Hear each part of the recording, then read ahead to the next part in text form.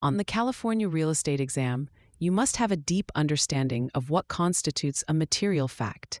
A material fact is any piece of information that could reasonably influence a buyer's decision to purchase a property or the price they are willing to pay.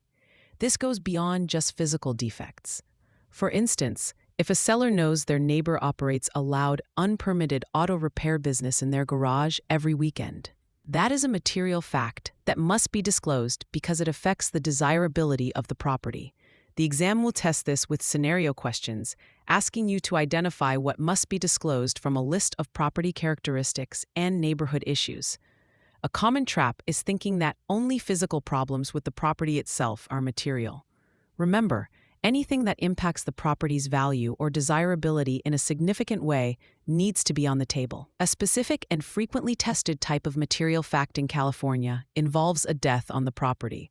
The rule is straightforward. Any death that occurred on the property within the last 3 years must be disclosed to potential buyers. The cause of death, whether it was natural, an accident, or a suicide, does not change the 3-year disclosure requirement. However, the exam will try to trick you with a critical exception.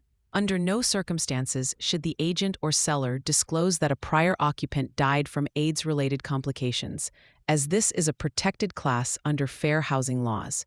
If a buyer asks directly about a death that occurred more than 3 years ago, you must answer truthfully, but you do not have an affirmative duty to volunteer that information.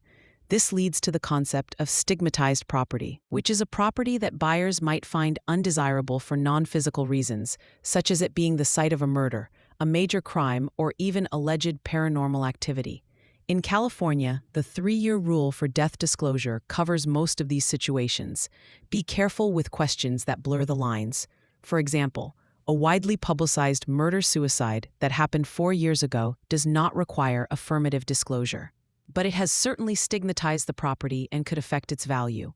If asked directly, you must be truthful. Another critical disclosure topic is Megan's Law.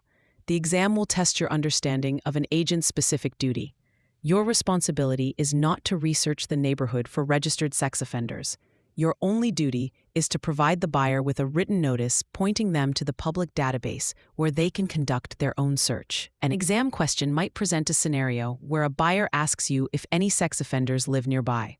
The correct answer is always to refer them to the database, not to answer the question yourself. Finally, let's cover reports. As an agent, you are required to conduct a reasonably competent and diligent visual inspection of accessible areas of a 1 to 4 unit residential property and disclose what you find on a form, like the Agent Visual Inspection Disclosure, or AVID. However, you are not a home inspector, a pest control expert, or an engineer. The exam loves to trap candidates here.